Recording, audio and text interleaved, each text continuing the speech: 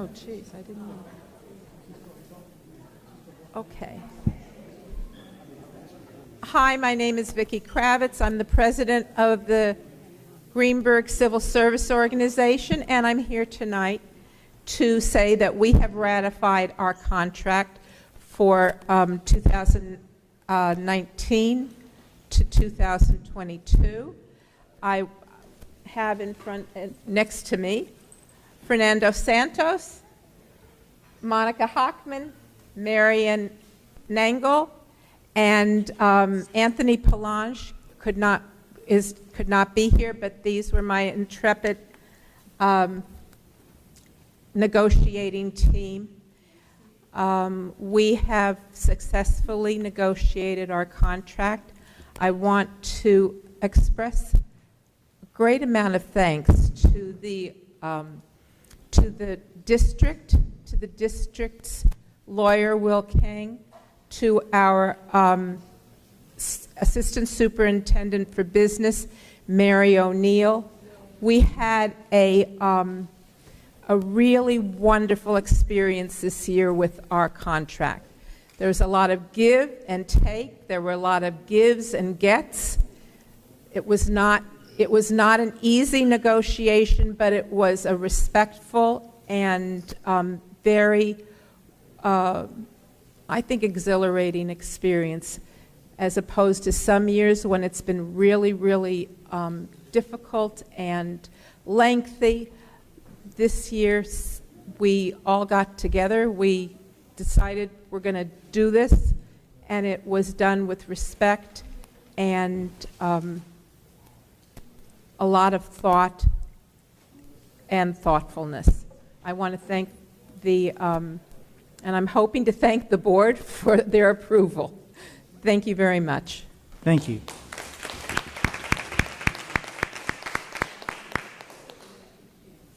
Patricia Williams, you want a little more time? Okay. Our next speaker then is Mona Freitag.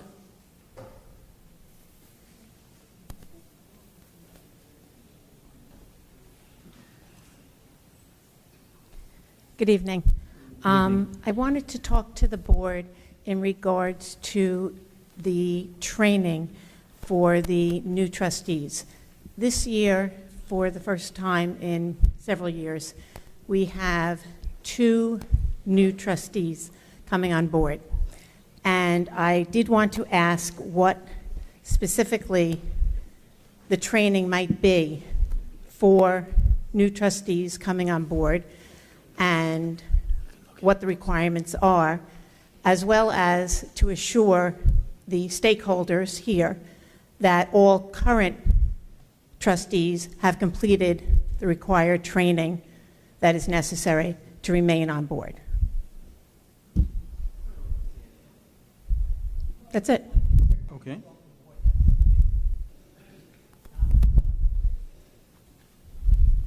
Can somebody tell me what the training process is? Mona, the NISBA has a training that once you are elected, it's mandatory that you have to go through.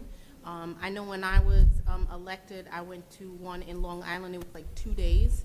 And so it talks about, how to be a board member, but also your fiduciary responsibilities and things like that. So I know that Ashley's taking that coming up soon, and I'm going to assume Ms. Dragic is also going to do that as well. And then there's, through NISBA, all year long, there's opportunities to participate in a variety of training as well. Okay, so everybody does participate in that. And what is the time frame for which that has to be done by? I think it's 1 year. Yeah, you have a year to do it, but if you're elected, most people do within a couple of months of being elected. And then, like I said, all throughout the year, there's webinars and there's actual in-person training as well. Okay, so as stakeholders, have all current board members completed their training? I completed my training. I've completed mine. I don't know. Is it possible for Ivy to answer that question? Yeah. Because Ivy, you're the one that told me what trainings you could sign me up for initially.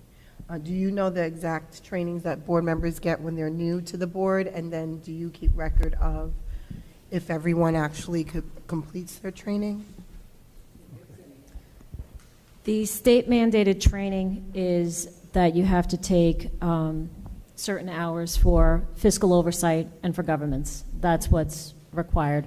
And then once the training is complete, certificates are filed in my office by New York State School Board Association or the Westchester Putnam School Board Association. They provide governance training as well. But NYSBA does both fiscal oversight and governance. And do we have those certificates on file for all current board members? Okay, so we have one current board member that does not have certificates on file. Will they be on file before your year is up?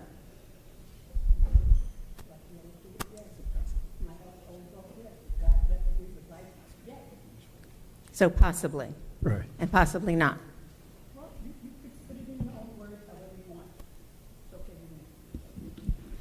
Mona, I'd just like to add a little bit. First of all, the board president usually meet with the new candidates and orientate them as far as procedures and rules and bylaws of our own local board. As Ivy stated, there's two mandatory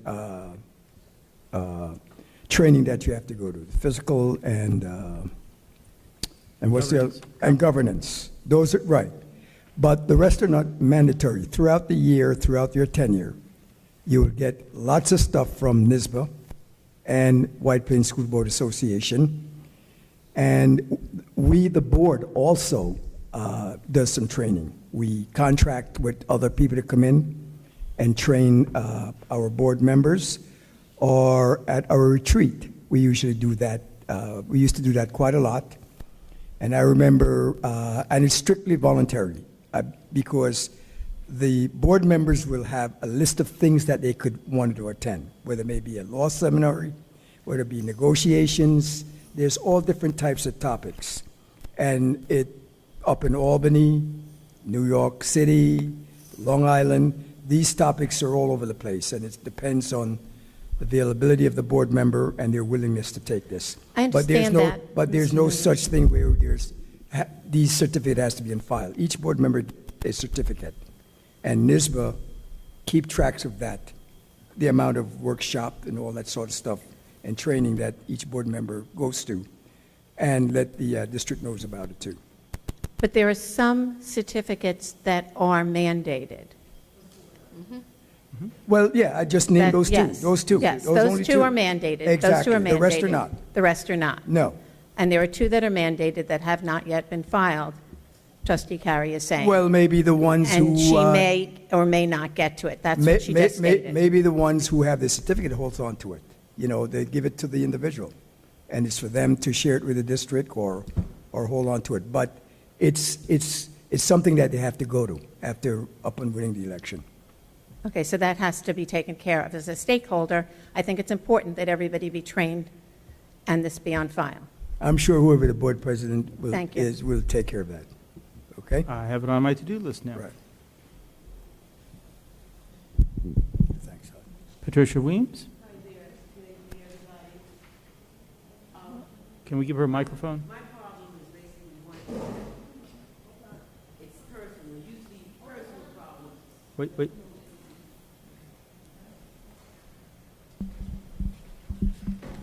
Good evening, everybody.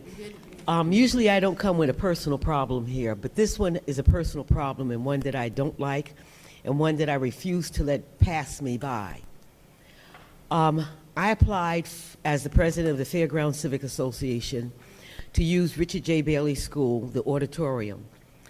Now, it wasn't the 10 days that was required that I submitted it, but I found out for the meeting date that I wanted was on the same night as the middle school's concert here at Woodlands High School, and that was on the 20th of May.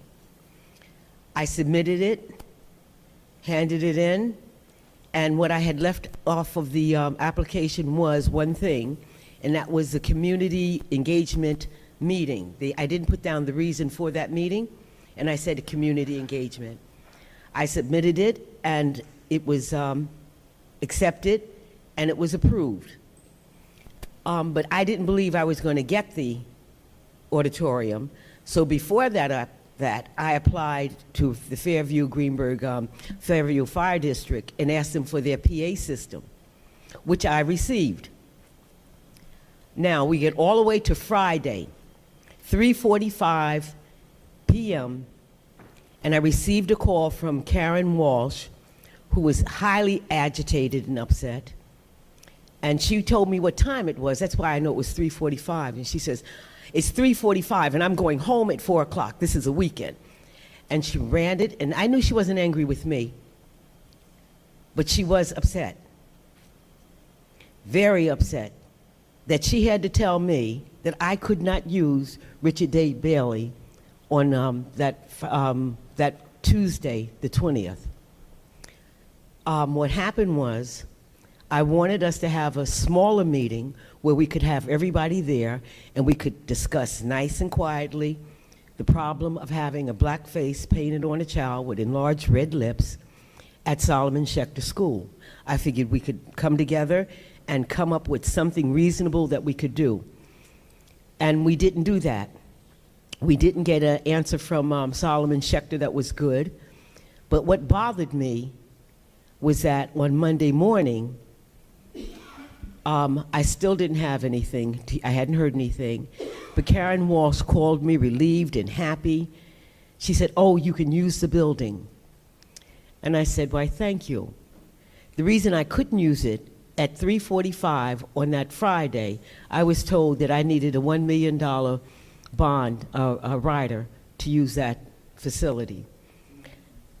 And I know that there have been a lot of people using our school system without having that rider.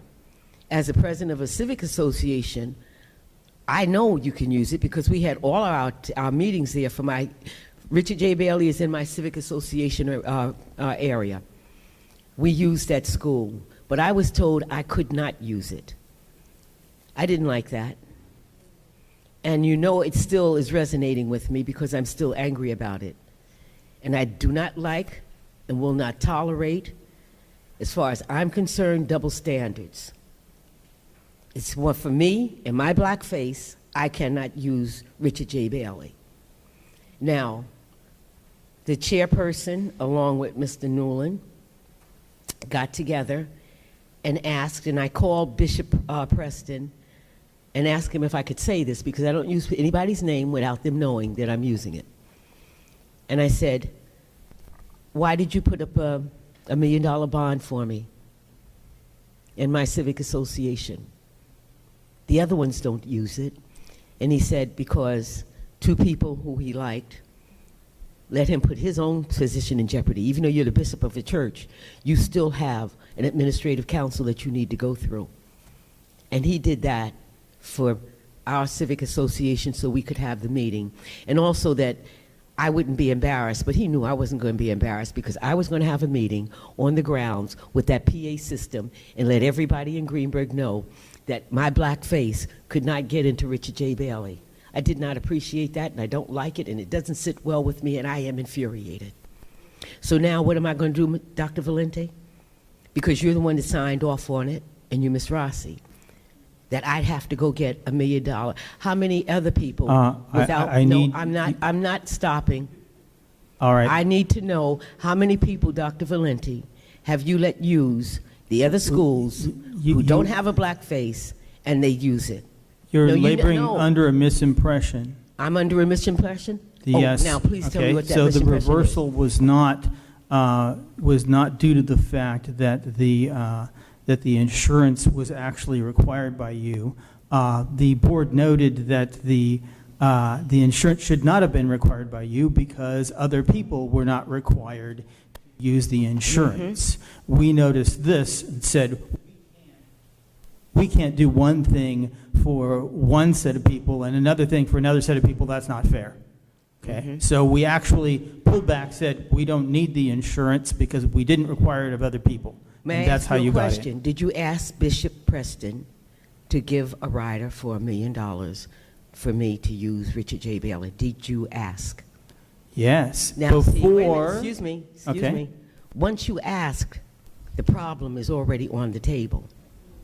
Do you understand that? That's a double standard. Valenti knows it, Rossi knows it, and you're not going to walk by with me with saying that. I'm thankful that you did recognize that it was wrong. But Valenti Okay. did not. before I learned that other people had not been required to use the rider, I was trying to facilitate things and make sure that everybody got in. Then I learned that other people had not been required to use the rider. And once that Exactly. happened, I was able to make use of that to not require the rider. But you asked, and he submitted it.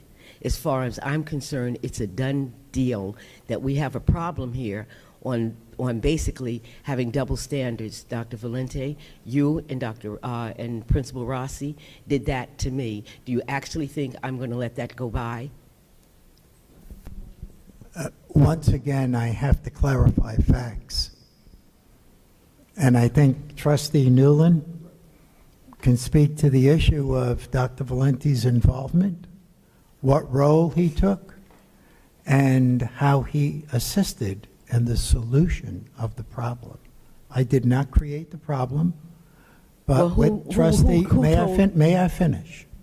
With Trustee Newland and Trustee President Warner, I had several meetings, one on Friday at the high school and another at Bailey on Monday, reviewed the current board policy, looked at areas where policy was not being evenly implemented, and signed off on your use, your group's use, of the R.J. Bailey School, and it worked out.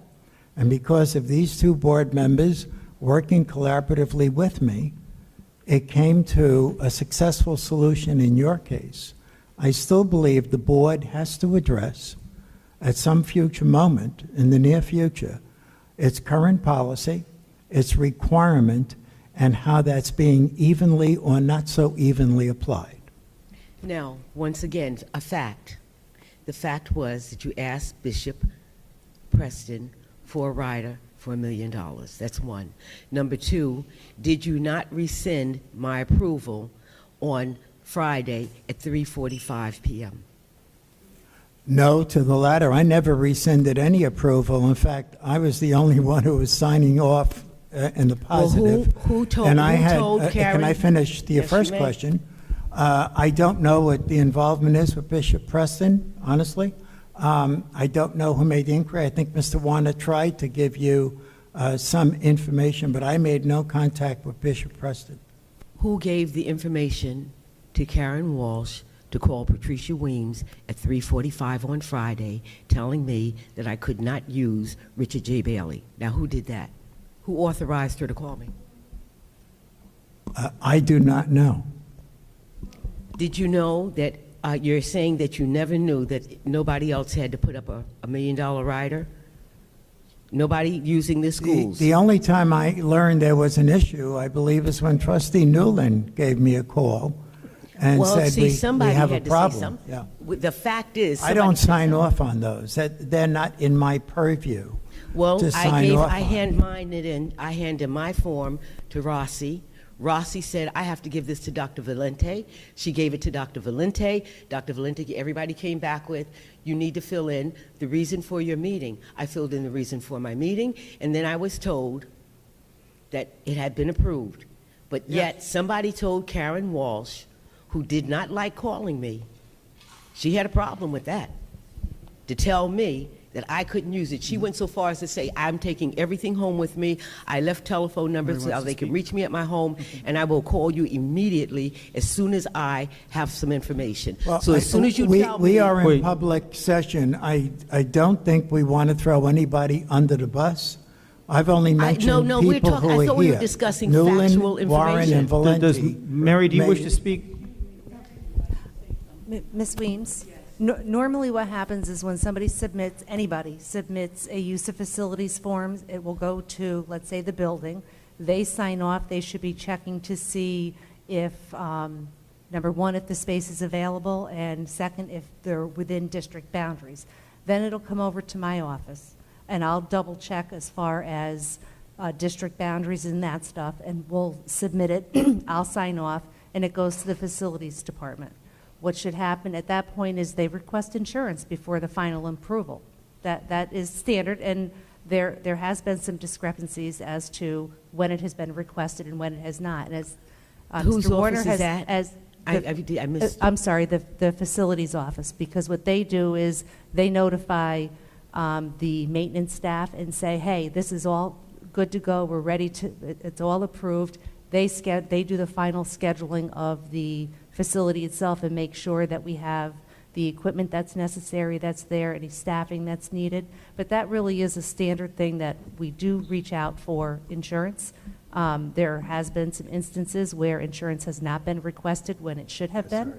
I will say Mr. Warner went as soon as he knew that, and we could show that, yes, in fact, it was not requested of everybody. At that point, it was decided that it was approved. There was no way they could request it of you and not of another organization. I still need the fact of who called Karen Walsh to have her call me. Nobody would call. No, but I received a call. Again, nobody would call. That is a normal process in the office, that when they get a use of facilities, they pick up the phone and they will call and say, hey, I need the certificate of insurance, whether it be you or whether it's another organization. Now, unfortunately, that has not always been followed, and that's why Mr. Warner said it would be waived. I mean, we acknowledge we have things that we have to tighten up, as Dr. Valenti mentioned. We've got to look at the policy and come up with some standards. I do know for one thing, Karen Walsh should not call me without somebody telling her to call me. That's the bottom line, and that's a fact. And I would like everybody to find out specifically what happened, and I would like to know about it. I do not appreciate it, and I'm sorry for everyone involved, but I'm sorry, it has to go to the further step because it will not happen to anybody else again. Thank you. No, thank you. Mr. Norman. Our next speaker. Let me just respond. say- I just wanted to say, in all fairness to Dr. Valenti and Ms. Rossi, when I spoke to them, they signed off on the use of the facility. And of course, when it went through the other process, as Mary said, they realized there was no insurance, and then that's when you got a call that they needed insurance. And then, of course, it morphed in some other issues. And of course, I'm sure the board will take care of that and make sure that doesn't happen again. Okay? Our next speaker is Mary Spells.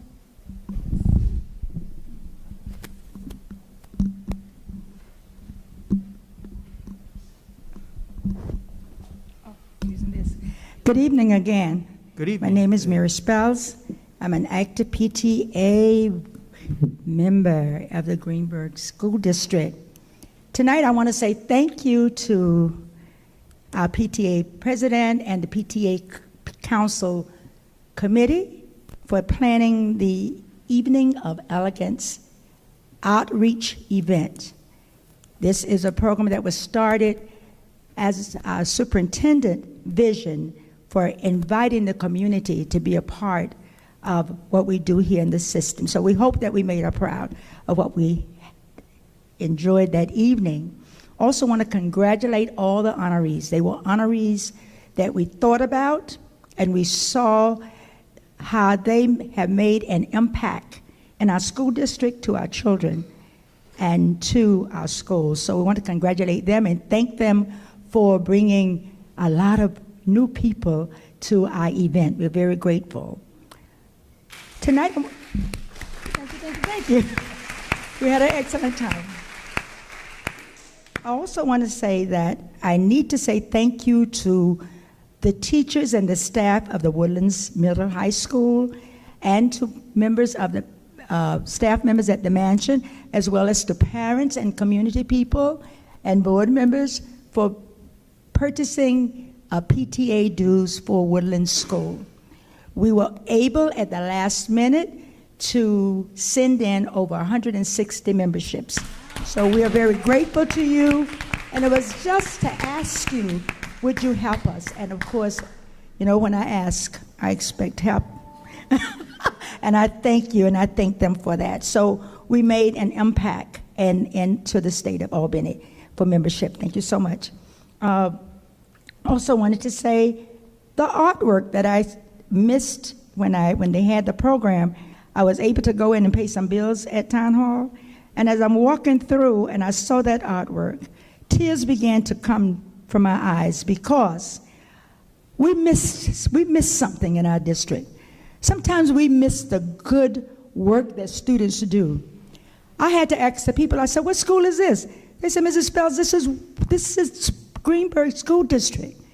And if you were there, you can agree that that was beautiful, a display of artwork from our teachers and from our students. So I want to congratulate the art department for such a wonderful display. Then I'm thinking to myself, what would be a school without art and music? What kind of school would that be? You have to have something else to encourage children who learn differently or who have high talents to display. So I was very proud of the display, and I want to commend the art teachers for the beautiful display. You know, sometimes it just takes a minute for us to say to each other, thank you. Thank you for the job that you've done. Thank you for being there for our kids. And that's what we're about. And so when we do these events, we want you, all of our community and our parents, I'm going to invite you parents, come into the school. Don't take secondhand information next year. Next year, we invite you to walk into every school in this district so that we can make a connection, so that we can celebrate, like the children are going to celebrate on Friday, graduation from the Greenburgh School District. So I want to thank you. I'm proud of you, member. We're proud to have you here, Ms. Warner. We have Mr. Newland. We're going to do something else together. I have a job for you. So we're going to work together of trying to get our alumni involved. We want to have an alumni Hall of Fame. Our children out there are doing so many good things, and we just need to bring it back to focus. So I want to thank all of you. My committee members are here, some of them. Thank you. Love you so much. We couldn't have done it without you. So thank you again and again. So next year, plan to attend the Evening of Elegance. We have some new things ready for you. We have some new baskets ready for you. And you can come and help us. Have a wonderful summer. Enjoy. Take care of your life. Ms. Spells, I would just like to congratulate you and the PTA Council and everyone who put that gala together. It was spectacular. It was a fantastic affair. It is the fourth one I have attended, and it seems to me each year it got better. So I just want to congratulate you and the PTA and everyone who had a part in this, and I think this is a good way to bring the community together, and I commend you to continue in that path. Thank you so much. All right. Thank you. Our next speaker is Kiana Washington. Yeah. Oh, Lord. Good evening, everyone. good evening. I came to thank Mr. Lloyd Newland for 19 years of service to the Greenburgh School District. Thank you so much for everything you have done. And let me tell you, what people mean for your harm, God will turn it around for your good. So we thank you. We know it's not easy. Sometimes you stand alone, and sometimes you stand as a team. But the one thing you did stand for was Greenburgh. So I appreciate you. I brought you cake. Hopefully you'll eat it. Don't leave it here for Mr. Smith to eat. Take it home with you. But I wanted to say thank you, thank you, thank you. Thank you.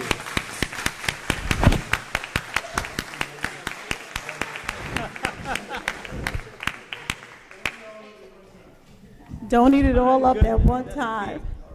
And then also, Mr. Falcone, as I was coming in, remember how the potholes started before coming in? So there were a lot of potholes again, and I know we worked on the roads, and I know it's not easy, but if we could get some covering on that, that would be great, because I was like, oh no, it's happening again. And then number 3, I did get some messages from community members and the ECP staff.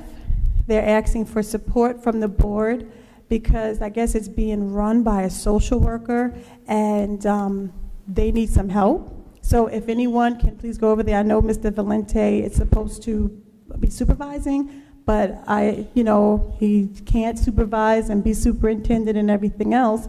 So the staff basically needs help. So ECP, please, if we could bring back the director, that would be great. And please speak to staff members and just be visible because it is a hard time. All right? Thank you, thank you, thank you. Thank you. Our next speaker is Lorraine Cantori. Tracy, thank you very much for the cake. Kiana, I meant. Kiana. Kiana, thank you. Yes. And family. And family. See, now, I get in trouble. I thank you and the family and the community. Thank you very much. I appreciate it, Kiana. Good evening. Good evening. Good evening. Board members and everyone out there. I did want to make a comment about the art. I thought that was really great because if you think about it, if it wasn't for artists, you'd all be sitting here naked. They design your clothes, they design the furniture, they design everything. Everything. Okay, so I'm glad everyone's dressed. Okay, so I have, I'm looking at the contract for Achieve Beyond. I have a question or 2 or 3 about that. So it's... Ms. Cantori, can you tell us the number? And oh, okay. So it's, let's see, it's 1422.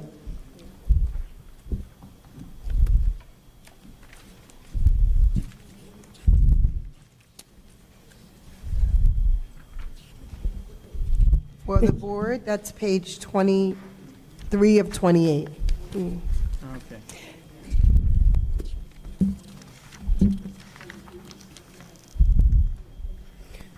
Yeah, I have 14/22 at the bottom right, and subject contract Achieve Beyond. I just have a couple I'm of questions. sorry, hold on, I gave them the wrong number. Hold on, Okay. I'm looking at the wrong Is it contract. 1422? 1420. Yeah. 1422. Right, but we have a different. Yeah, ours is different. Yeah, ours is 18 of 28. Mm-hmm. Got it.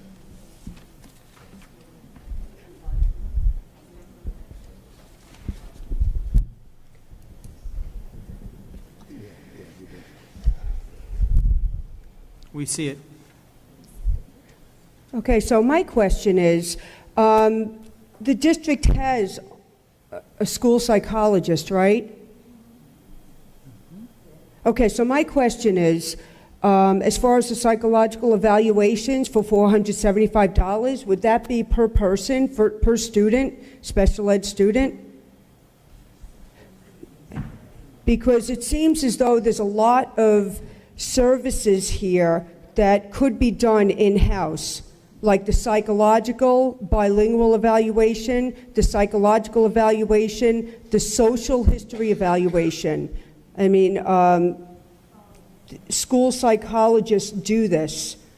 And so my question is, has the district done competitive bidding? Have they looked to try to keep this in-house as a means of saving money? That's my question. I think that's a The short answer is yes. We do make every effort to provide in-house service. In fact, just this year, we hired for ECP a speech therapist because we have been spending close to $200,000 in external services for children. Mm-hmm. So certainly that was a cost-effective step. To get to the specific point you're raising, there are occasions when the Pupil Personnel Services or the CPSE or the CSE makes a determination that they need to go to an external evaluator. That could be for several reasons. It's rare that it happens, And so you need a contract like this in place. And each of those numbers is per student, per evaluation, correct? Okay, because my question is, does your school psychologist work more than 10 months a year? Because I just see that... The short answer is yes. We have appointed certain school psychologists in public board resolutions to work in summer school and to provide psychological support and evaluations during the summer, Okay. the 6 weeks of summer school, yes. Okay, that is helpful. I just think that it should be reviewed again because these numbers are staggering, and I believe that if the services are kept in-house, at least half of them, it would be tremendous cost savings because I'm looking here per hour, and it's just a lot of money. Okay, that's You're all. absolutely correct. You're Thank absolutely you. correct. Have a good night. Our next speaker is... Cora has a, Oh, go ahead, Cora.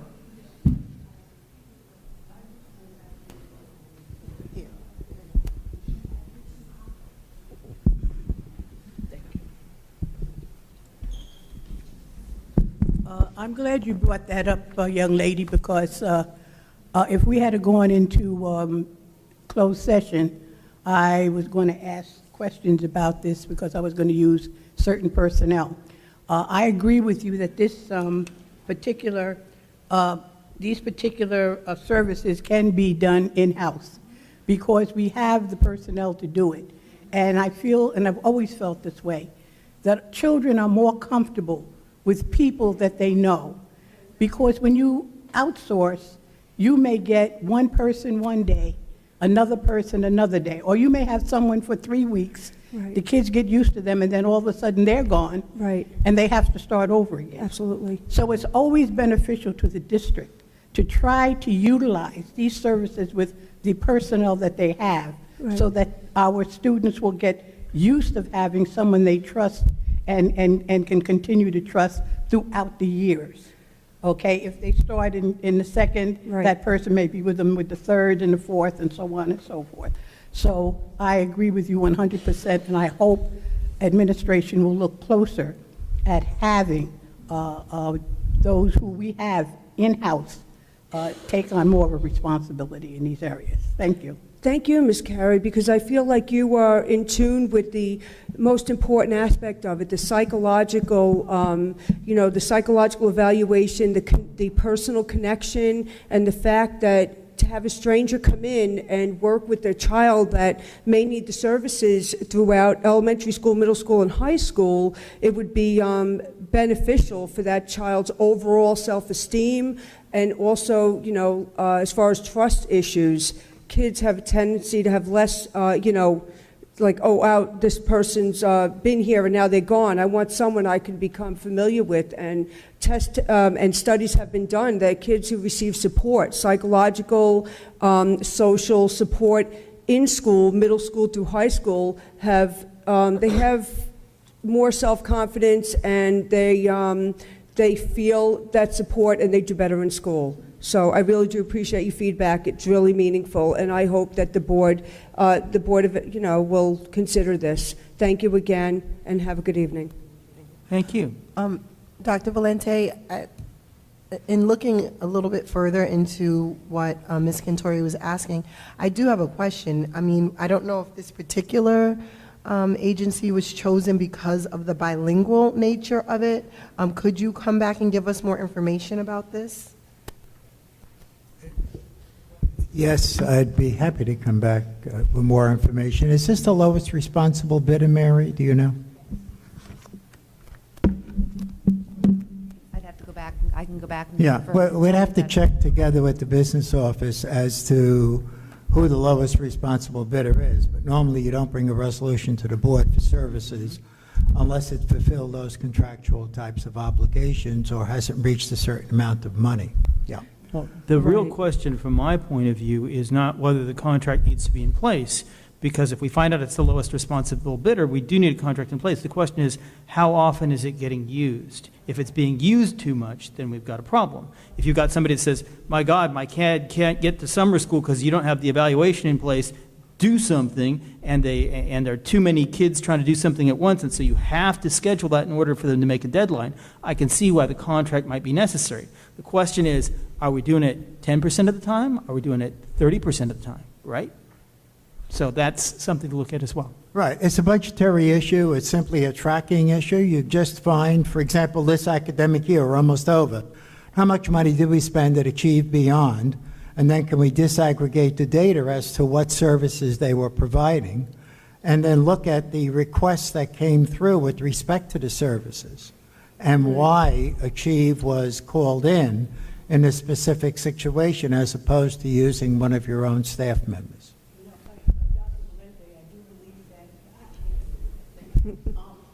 Valenti, I do believe that what we need to do is possibly speak with the head of special education and have her give us some sort of a breakdown on this particular issue and whether or not we really need to go out sourcing some of these programs that we really need to see if we can use them, use the people we have in-house.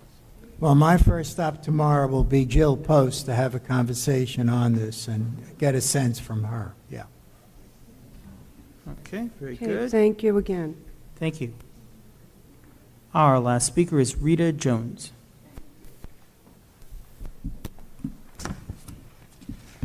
Good evening. Good evening. First of all, a neighbor brought this paper by. It's the Journal News from this past Sunday, and they've listed all the students in this area who are honored. She wants to know why Woodlands was not, no student from Woodlands was listed. I have the paper here. That's one of the questions, and I'd like to know also. The other things I have, let me see. Dr. Valenti, I understand that you are advising the newly hired teachers that they're only going towards their tenure. They're only allowed 3-point-something days. Correct me if this is what I was told, 3-point-something days a year. What concerns me, though, is that you have asked them also, told them that if they have a serious illness, they should let you know. Now, you know that's against the law. No one has to tell you. You have to know that they went to the doctor, but you do not have to know why. Wait, I have some more for you. I'd like to know, this question was brought up many years ago. Who checks the personnel in the administration building, including the superintendent, assistant superintendent, and whoever does the checking? Is there checks and balance? Does someone check them? And by the way, the superintendent has been absent for a while. And this is for David Warner. You have not mentioned anything. It's unfair to the community that the superintendent is not around. Even teachers are asking what's with her. So we should know. We're all taxpayers here. We don't want to know what's wrong, but we should know something. A statement should have been issued to the public or to the board. Maybe she told the board, but a statement should have been issued to someone. People are going around the community asking, where is she? The other thing is, I understand there is no summer school here at Woodlands, and I'd like to know why that was discontinued and when will it come back. Okay, I think, let's see. Oh, before I finish, I get my questions. Let me get my questions answered, because I was going to say congratulations to you, Mr. Newland, for finding a new job. But I'd like Dr. Valenti to answer the questions that I've asked, and Mr. Warner, you too? I'll do 1 and 3, and I think Mr. Warner would be happy to pick up number 2. Mm-hmm. With respect to the statement I made, it was to a room full of teachers. Mm-hmm. Yes. And what I said specifically, it was at New Teacher Orientation, the last event of the year, earlier this month. Mm-hmm. And I made the statement that the Board of Education does have an approach toward tenure that everyone needs to understand. And that approach or strategy or procedure or protocol, whatever you choose to call it, is that built into performance, dedication to students, service to parents, etc., is your attendance. Okay. And that attendance is a critical component. I also indicated that the district for the past several years, is this coming through? Yes. Yeah. It's going in now. For the past several years, at least as long as I've been here, I'm in my 4th year. I can't speak to before That long, then. huh? Pardon me? You've been here that long? I have. Okay. It's felt like only a moment, No, I think it's longer than that. a wonderful moment. However, as I was saying, for the years I've been here, 4 of them, the procedure, the metric that has been employed by the superintendent, who has been Dr. Chase for that period of time, and by the personnel office, which I represent, has been for a 3-year probationer to use approximately 10 days, on or about 10 days, which is where the 3 1/3 comes from. Okay. If you're a 4-year probationer, which some teachers are because they've never been tenured before, then the multiplier works in, and you'd add about 3.5 days to it, so 13.5 days. So I indicated to them that those were the metrics that have been used. And except for 2 federal laws. Coming through? No? Does this work? Losing it. Except for, oh, you have a nice one. Oh. Except for 2 exceptions, too close. Family leave, FMLA, and workman's comp. Those were the 2 exceptions pointed out by our attorneys that the district could not apply in the metrics that I gave to you. Now, I indicated that at that point in time, which was somewhere earlier this month, that is the current practice of the district and the board. The board reserves the right to review that, reserves the right to change it, and I've worked in other districts where different metrics were applied.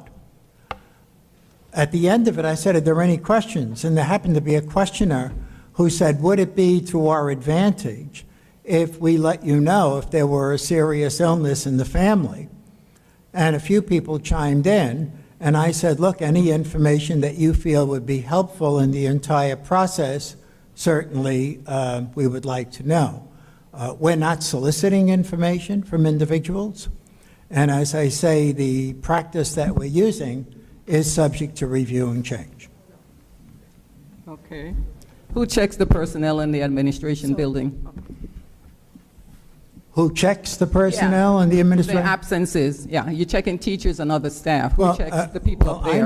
I know people have pretty clear records of me.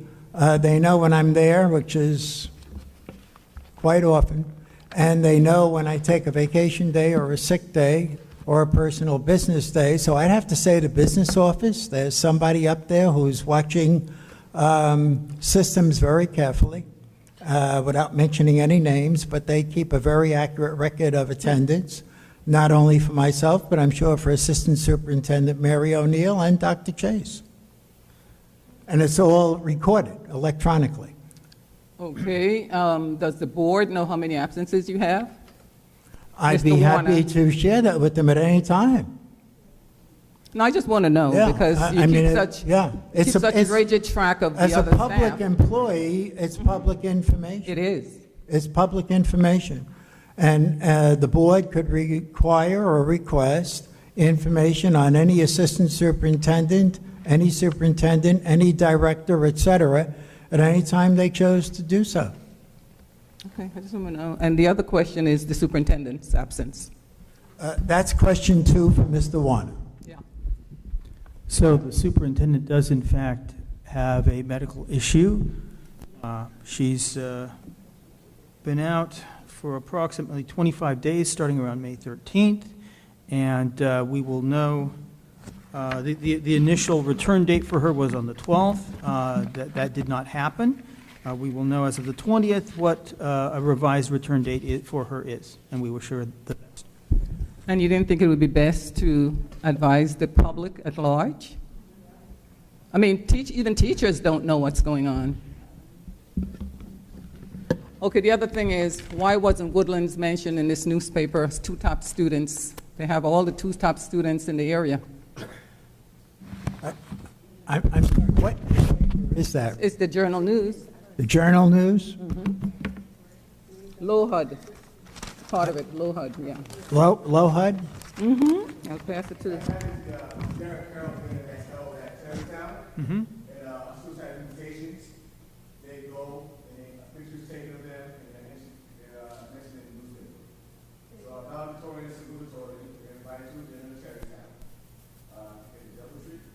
Yes. They go there, like probably all pictures are in there of those vows and sows of Westchester and Rockland schools. Mm-hmm. So I think my students did not attend the dinner. Thank you, why? Thank you, Mr. Smith. Why the students did not attend the dinner? Maybe mom or dad did not decide to bring them there or pay for Uber. I have no idea. Was it planned? Yes, it is planned. It's an annual dinner, and they give it an invitation. Their names are mentioned in the left-hand column. All the people who did not know. I did speak to Evelyn McCormick because I was quite concerned when I saw her come out the following day, and she informed me of what happened. Okay. And while we have the benefit of Mr. Smith, I want to address another question you asked. Summer school? About summer school. Summer school has not been on here since 2009. Why? 10 years ago, a decade ago, I have no idea.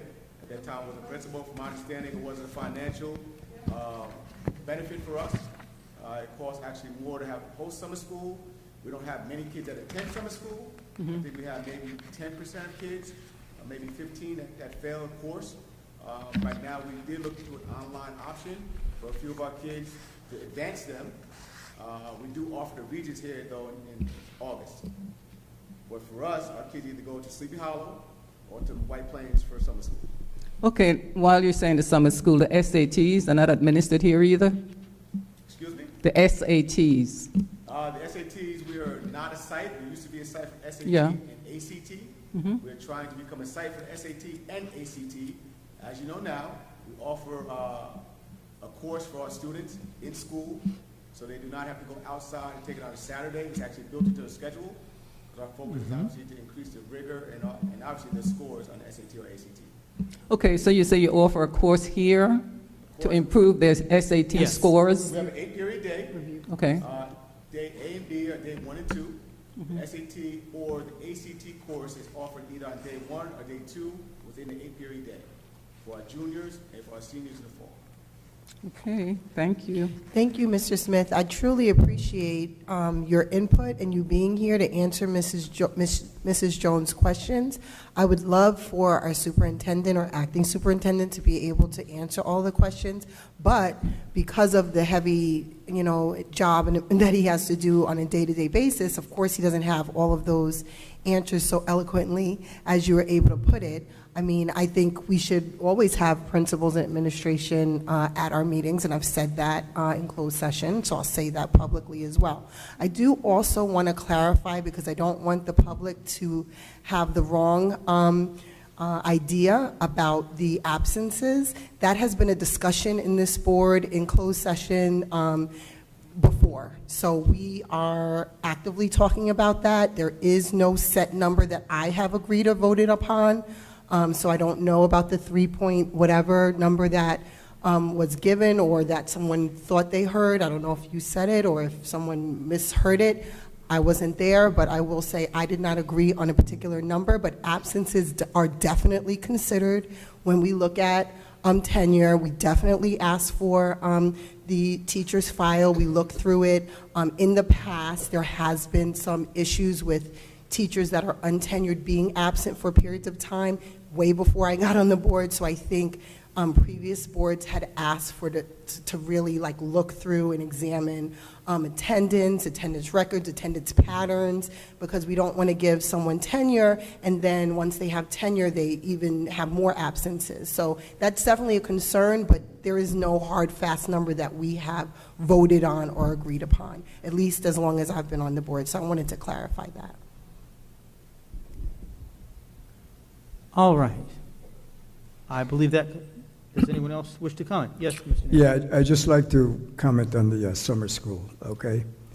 And many 2009, and even before that, we had a lot of students always destined for summer school. They were failing, and it seems to me some kids look forward for summer school. I was the board president then, and we were spending over $2 million for transportation and summer school. And a very few of these kids passed their summer school. And I thought this was a gross waste of taxpayers' money, and therefore I, at the time, recommended to the board that we should spend maybe half that amount of money to provide classes and courses that will help these kids pass and not look forward to summer school. And I remember, after we evaluated the second year, a whole lot of all these kids that were destined for summer school dropped off. Very few went to summer school. And we said, okay, then these few kids should go and take their classes in other schools. And believe me, it worked. Because these kids thought it was a fun. We're gonna fail, we're gonna goof off, and we're gonna come to summer school, and we're gonna have a good time, not learn anything, and the taxpayers have to pay for it. And so at that time, I remember I recommended it, and the board voted for it, and that's why that stopped. And a whole lot of our kids are doing a lot better. Less of them are destined to summer school. Okay? Thanks. Can I ask one question? From 2011 through 2016, I believe, you're taking half of the money from tertiary and you're putting it into a general fund for 2018, 2019, or 2019, 2020. What general fund? Every year, every June, the board acts on resolutions which will adjust the tax tertiary reserve, and it goes back multiple years. We reduce years based on what our attorneys tell us, and then for the 18-19 school year, we have to set up that. We have to set up that reserve. The general fund is what you actually vote on, but we set a reserve aside, so in the event that you have future claims against the district, the money is there and it doesn't come out of the current year fund. In a reserve. It's called the tax tertiary reserve. Yes. So money will come back from a prior year, let's say 12-13, and I'm not looking at, say 12-13, the attorneys will look and say, your liability is no longer this high, you can release it to the general fund. So we take it from the reserve, we put it back to general fund, and then it turns around and comes right back out anyways for another year. So it's just it's a way for the district to track it.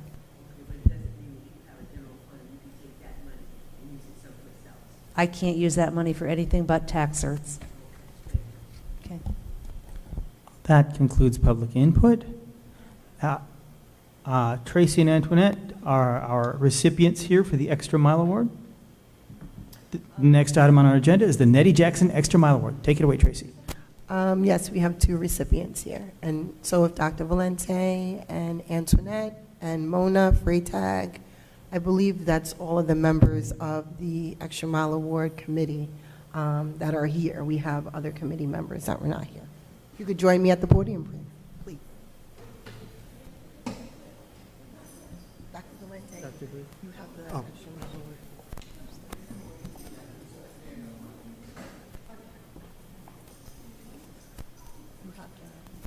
Yes. Yes.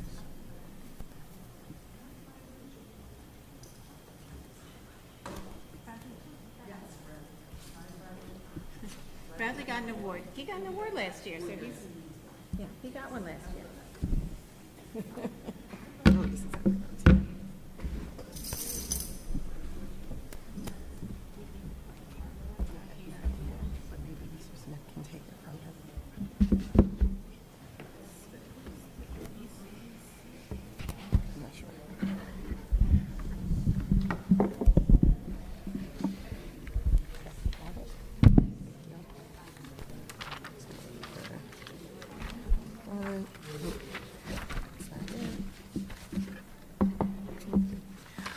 Okay, thank you. So the Nettie Jackson Extra Mile Award was was originally an Extra Mile Award that was awarded to a community member. It could be a staff member, it could be a community member, or it could be both, that went the extra mile for the district, for the children of the district, for the staff and the community at large. And it was renamed the Nettie Jackson Extra Mile Award after a community member named Nettie Jackson, who was tireless in her efforts to help the Greenburgh Central School District. And this year we received several nominations. Our committee was comprised of myself and Ms. Darden Cintron from the Board of Education, the superintendent, Dr. Tahira Tupri-Chase, who participated by reading the submissions as well as giving us her opinion on who should receive the award, so she communicated with us that way. Mona Freytag, who was a recipient of the award last year. And Bradley, yes. And then also Brazetta Bullock, who is a community member, and she's actively involved in the Community Engagement Committee, which is the committee where the award kind of started. And so Dr. Valente is up here representing the superintendent, and I'm going to announce our winners. We do have 2 of them here tonight, and 1 winner that could not be present. The 1 winner that could not be present is a teacher. I'm going to ask maybe Mr. Smith, the principal, receive his award. And his name is and actually, I've served on this committee for a few years now after I won the award myself as a community member. But this person, this teacher, was actually recommended prior to this year as well. So someone sought to recommend him again, and his name is Christopher Vaccaro, and he's an English teacher here at Woodlands High School. And I don't know if you want to speak about him, Mr. Smith, but he was recommended by Mr. Smith and by Miss Mary Spells as well as a parent here in the district. So congratulations, Mr. Vaccaro.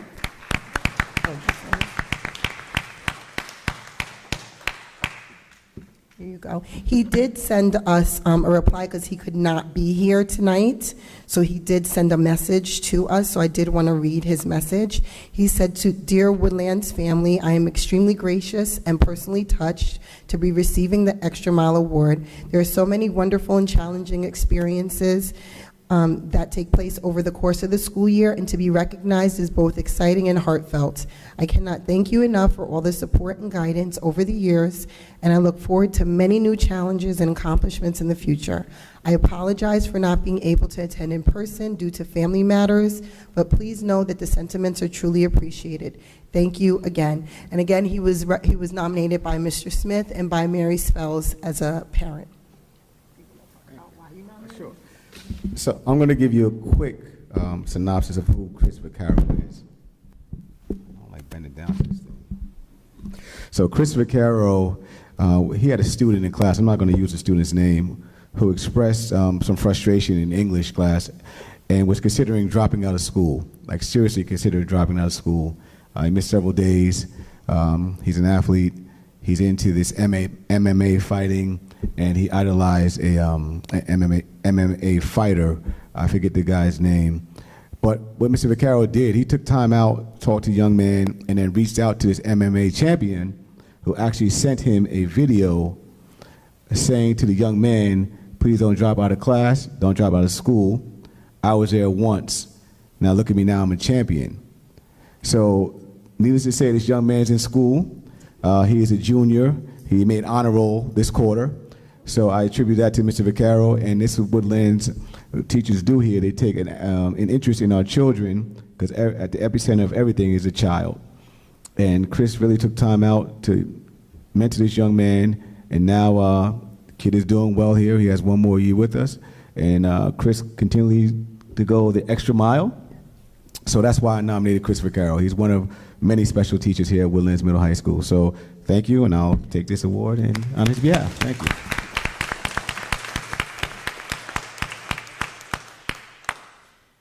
And so our second nominee was submitted by, again, Miss Mary Spells. And we talked about these nominees at length Everyone had different opinions. I'm going to read what she wrote. I, Mary D. Spells, am extremely honored to recommend Mr. Lloyd Newland for the Nettie Jackson's Extra Mile Award for his 19 years of dedication and commitment to the Greenburgh School District as a board trustee. The community may not know, and I say that because when I was running for the board, I was told that the board members just sit in the mansion and collect a check. That is not true. We do not get any check.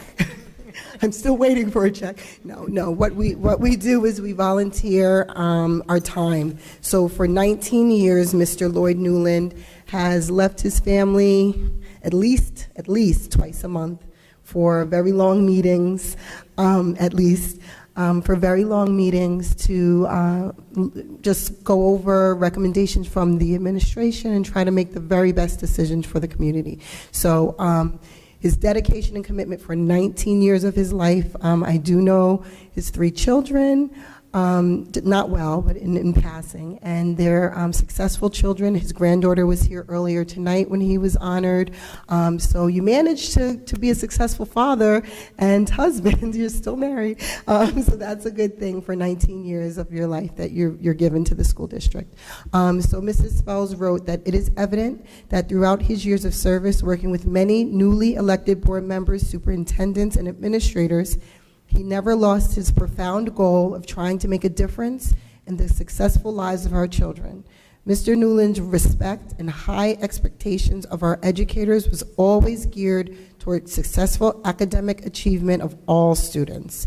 He served the Greenburgh community with dignity. He supported staff, teachers, and parents regardless of differences in conversations. He was a leader that mentored other newly elected trustees and shared his ideas even in the midst of tensions. He remained focused and was a team player. He stood up for the right decisions and engaged in discussions to respect other trustees' points of view. His quality leadership is definitely noticed as he worked with the Board of Ed and superintendents to establish committees that reached out to the community. He's actively involved with communities where his legacy will continue to be impactful to the entire Greenburgh Central School District. It is my sincere hope that this recommendation for the 19 years of service, Mr. Lloyd Newland, will be considered for the Nettie Jackson Extra Mile Award.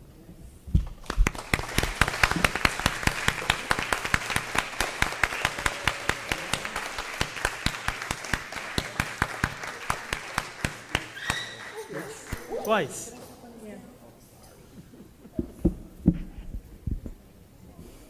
I am humbled and touched. And I did this for my community, and most importantly, our children. I started advocating for kids my own before I got on this board. Got on the scholarship fund, and I was one of the founding member of our foundation, Greenburgh Central School Foundation, which is now defunct because of lack of participation. That foundation used to raise money and sponsor programs that our budget did not cover, and quite a few teachers were the recipient of some of these funds. This is a total surprise to me tonight. I didn't expect all of this. I did this out of the bottom of my heart and the love for my community and the love for our children. I just wanted to thank the boards that I've worked with over the past 19 years. Of course, I didn't do this by myself. I was successful because I had the support of other board members who have worked just as hard and diligently.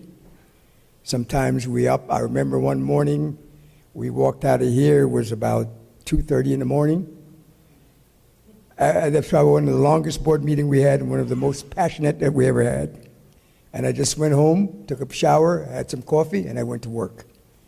And these are some of the sacrifices that our board members does. And I know sometimes we can't tell you everything. And sometimes you come to board meetings and you ask questions and you don't get answers. But as you know, we can't tell everything. You know, there's executive session that we're in where we discuss contracts and personnel, and we can't tell you everything. And so, therefore, it leads to a lot of misunderstanding. We get beat up sometimes, but it's worth it. It's for all it's about all the kids. And I just want to say that I'm going to miss my role on the board, but that doesn't mean that I'm gone. I still live here in this community. I lived here for 43 years, and I will continue to advocate for our children and advocate for our school, and I will continue to support our administration and the board. And I just wanted to thank you all very much for these awards. I wasn't looking forward to this. I'm shocked. I'm not a guy that tears up, but this kind of like this choked me up a little bit. And I'm glad for all the things that I've tried to do. Sometimes I'm not perfect. I've made mistakes, but it was for our children and the community. And most of all, I would like to thank our staff, our teachers, our administrators.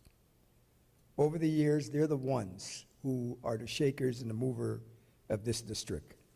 They've worked very hard with our children. They make a lot of sacrifices, a lot of criticism, acolytes, and so have you. I just want to thank them all for sharing their wisdom and encouragement to all our children. And without them, Greenburgh Central School will not be the school of today. And thank you all.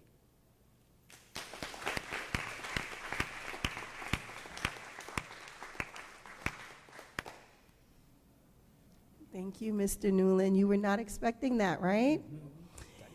So the thing about the Nettie Jackson Extra Mile Award is it's usually a surprise. Like, someone in your, family or someone that you talk to in the school district kind of gets you here, right, Mona? They tricked you to come that night.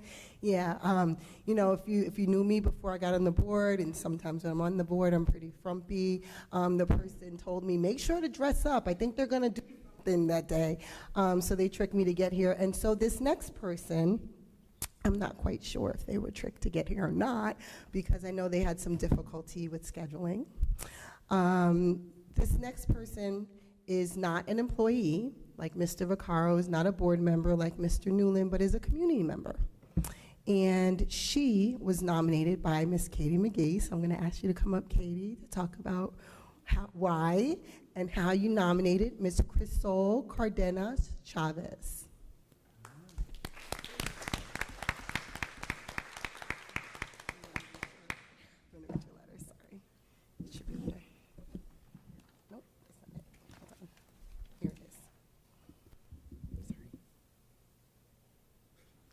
Well, whichever one. No, I think this is working. Okay. Crisol and I both have children in the same grade, so I know her. I knew her until the winter this year. I didn't know her well. But anyway, I knew her that when the snowstorm happened in November, and the buses got stuck and all that. We all remember that night.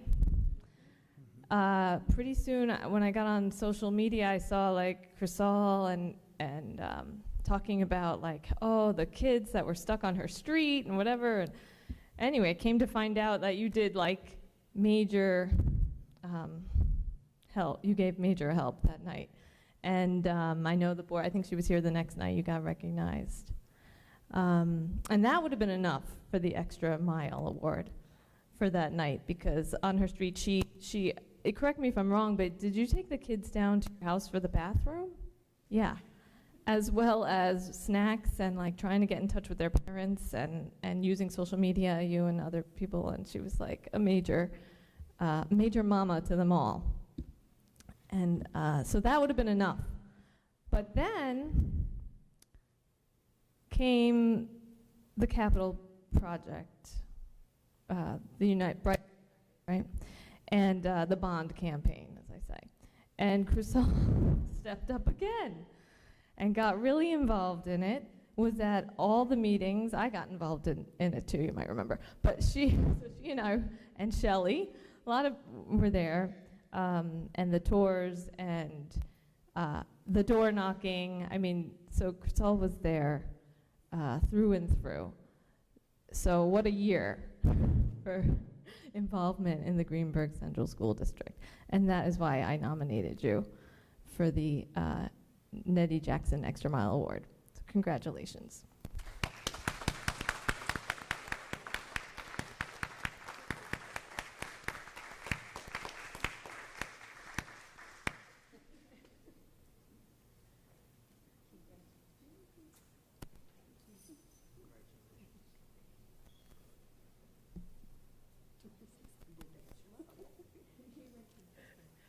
Oh, this is cute. I like this. Well, Katie, thank you. Yes, it's a surprise. I mean, I did it because there are children. You know, I'm a mom of 5.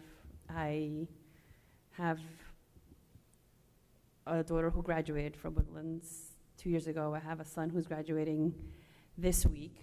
So I'm very excited and proud of them. But I also have 3 younger children, one who's in R.J. Bailey in 4th grade, one in Lee F. Jackson in 1st grade, and a toddler. So I too am a Greenburgh graduate, so I'm a Greenburgh child.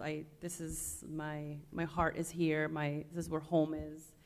So, I mean, what could I say? Thank you. Really didn't need to do this. I did it from the bottom of my heart. I mean, I did whatever I expect other people to do for our children, support them, and really look for their benefit, really look for something. They're our future. They are what this community will be looking forward to in the future. I mean, being a product of Greenburgh and seeing my children grow up, what else could I do but leave some type of something in the community, which is why I like this shoe. It's so cute because you leave your footprint, you leave a print in the community. And thank you, Katie. You didn't need to do this. But yes, I will be here. And even if I don't remain in Greenburgh, because we never know where our lives lead us to, my heart will always be in Greenburgh and will always have my support. The children will always have my support, no matter what. So thank you. Thank you. Thank you to the committee for volunteering your service and your time evaluating the nominees. And community, employees, go the extra mile so that we can nominate you next year and hopefully honor you as well. Thank you. Sure.